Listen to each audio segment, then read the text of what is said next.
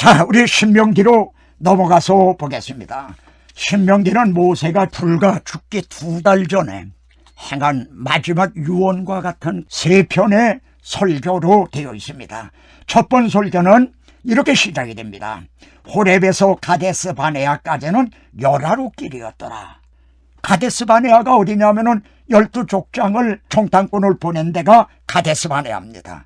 근데 호렙산, 즉 시내산에서 거기까지가 열하루 길이라는 거예요. 그냥 직접 가기만 하면 열하루면 갈 수가 있는 거예요. 그러니까 총탄꾼 들어보낸 거기까지 열하루 길이었다 이게. 근데 3절에서는 제40년 11월 1일에 이렇게 이어지고 있습니다. 그러니까 열하루 길이면 들어갈 수 있는 걸 40년 동안이나 광야에서 방황을 했다는 겁니다. 그 원인이 어디에 있는가? 이거를 지금 2세대들에게 그걸 깨닫게 해주려고 하는 겁니다. 지금 모세도 가나안 땅에 들어갈 수가 없어요. 그러니까 그 2세대들에게 1세대들이 왜 실패했는가? 그 하나님을 불신앙했기 때문에. 그러니까 너희는 이렇게 이런 악순환을 하지 말아라 하는 뜻에서 이걸 첫 번 설교는 1세대들이 실패한 원인을 말씀하는 겁니다. 두 번째 설교는 가나안 땅에 들어가서 그들이 지켜야 될 것, 이것이 주님이 첫째 되고 가장 큰 계명이라 하신 마음을 다하고 뜻을 다하고 성품을 다해서 너희 하나님 여호와를 사랑하라 하실 그 말씀입니다. 한마디로 하면 하나님을 사랑을 하라. 그리고 세 번째 설교는 그 2세대들을 언약과 맹세에 참여시킨다, 그런 말씀이 나옵니다. 이 사람들은 시내산에서 하나님이 언약을 세울 때에 20살 이하였기 때문에 어린 아이들이었거나 또 광야 40년 방황하는 동안에 태어난 사람들이란 말이에요. 그래서 이제 모세가 죽기 전에 그들을 언약과 맹세에 참여시킨다 이렇게 말씀합니다. 지금 불신자들은요, 언약에서 끊어져 있는 사람들이에요. 언약 밖에 있는 사람들이에요. 그래 그 사람들에게 전도를 한다고 하는 건 그들을 언약에다가 이렇게 연결을 시켜주고자 하는, 이게 전도란 말이에요. 그래 모세가 제2세대들을 언약과 맹세에 참여시킨다, 이게 신명기에 있어서 가장 중심이 되는 핵심적인 그런 말씀이다. 근데 이 점을 수박 거절할 듯 해서 그 시내산 언약 때에 그들은 없었기 때문에 그 언약에 참여시키는 거다, 이렇게 볼 수가 있어요. 근데 1차적으로는 그런 뜻도 거긴 포함이 됩니다. 근데 거기에 하나가 뭐가 들어있냐면 맹세라는 말이 들어있어요. 언약과 맹세에 참여시킨다, 분명히 거기에 그렇게 나옵니다. 그런데 시내산 언약에는 맹세가 없다 이 말입니다. 하나님이 맹세하셨으면 이건 깨지면 안 돼요. 돌판이 깨지면 안 되고 이거는 폐하여질 수가 없는 거예요. 그러나 시내산 언약은 폐하여졌고 돌판은 깨진 거예요.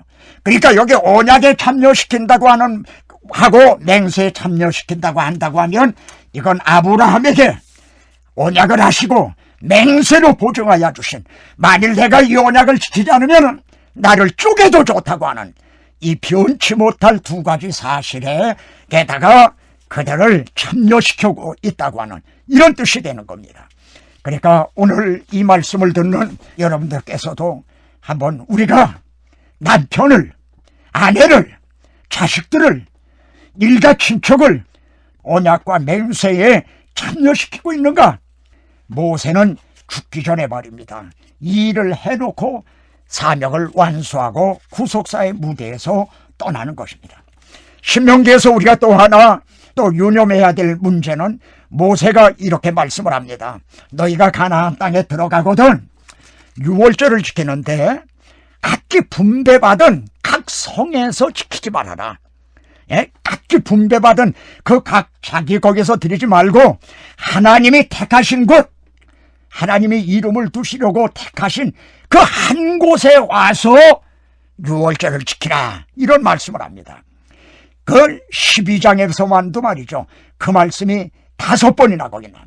택하신 곳에 가서 거기 가서 유월절을 지켜라. 그러면 그곳이 어딥니까? 바로 이렇게 말씀하는 건 우리들의 구원의 근거가 바로 예수 그리스도께서 십자가에 못 박이신 바로 그 한 곳에 오직 천하 인간의 구원 얻을 만한 이름은 이제 그 근거가 오직 하나밖에 없다고 하는, 이것을 벌써 이렇게 강조를 하고 있는 겁니다. 모세는 이 점을 말씀을 하고 있고, 그래서 유대인들은 말입니다, 유월절이나 오순절이나 초막절, 이 3대 절기에는 남자들은 말이죠, 다 예루살렘으로 와서 절기를 지켰어요. 바로 이 구원이 여기 오직 하나다. 여기 이걸 잊지 않게 하기 위해서, 이걸 놓치지 않기 위해서 하나님이 그렇게 명하셨다 이 말씀입니다.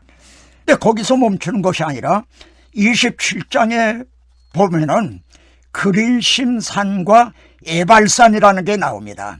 이것이 그 중심 부분에 있는 두 산, 높이도 비슷한 것이 두 산이 마주대하고 있는데, 이제 그 에발산과 그리심산에 12지파가 6지파씩 나누어 서가지고 에발산에서는 저주를 말하고 그리심산에서는 축복을 말하라, 그런 장면이 나옵니다. 이 성경이라고 하는 거는 쉽게 말하면 그리심산과 에발산이 함께 들어있습니다. 하나님이 세상을 이처럼 사랑하사 독생자를 주셨는데, 저를 믿는 사람들에게는 그리심산, 구원을 얻게 되는 그리심산이 되는 겁니다. 그런데 이것을 믿지 않는 사람들에게는 에발산, 저주가 된다 이 말씀입니다. 그래, 이렇게 어린 아이라도 알아들을 만하게 또 이걸 이렇게 쉽게 말씀을 하는 거예요. 그래, 에발산하고 그리심산에 6지파씩 나누어서 가지고 한쪽에선 저주를 말하고 한쪽에서는 축복을 말하게 되는데, 근데 여기 하나 주목해야 될 점은 사람의 손을 대지 아니한, 정을 대지 아니한, 사람의 인공적인 그 가미를 하지 않은 돌단을 에발산에다 쌓으라는 겁니다. 에발산에다 쌓아라. 그러니까 저주를 명하신 그 에발산에다가 이제 쌓으라. 그리고 큰 돌을 이렇게 회치를 해가지고 거기다 율법을 기록을 하는데, 그것도 에발산에다가 그 율법과 그리고 돌단을 쌓게 되는 겁니다. 그리고 저주를 말하는 거예요. 다시 요약을 하면 에발산에서는 이 율법대로 지키지 않은 자는 저주를 받을지어다. 그런 백성들은 아멘, 이렇게 저주가 12번이나 거기에 달아여지게 됩니다. 근데 거기에 사람의 손을 대지 않은 본제단을 쌓으라, 이런 말씀이 나옵니다. 이 말씀이 얼마나 절묘한가. 왜 그러냐면 인간의 행위로는 말입니다, 율법으로는 우리가 저주 아래 있다 이 말입니다. 율법을 지키면 좋은데 지킬 수 없게 되니까는 저주하에 있는데, 바로 거기에 그 에발산에 바로 본제단이 쌓여 있고, 이제 거기에 본제단에서 계속 제물이 드려진다 이 말입니다. 얼른 보면은 그리스도를 상징하는 본제단은 축복을 말하는 그리심산 쪽에 쌓아야 되는 것 같은데, 저주를 말하는 에발산 쪽에 거기다 쌓게 돼 있어요. 이 점을 갈라디아서에서 바울은 이렇게 말씀합니다. 그리스도께서 우리를 위하여 저주를 받은 바 되사, 이렇게 말씀합니다.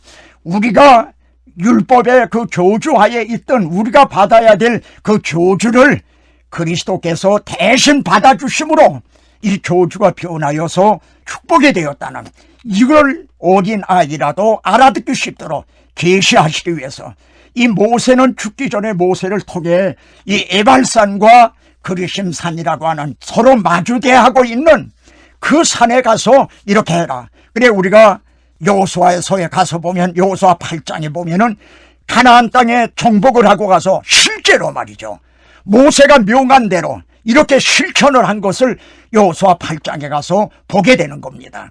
이것이 바로 의문이라고 하는 수건에 가려져 있는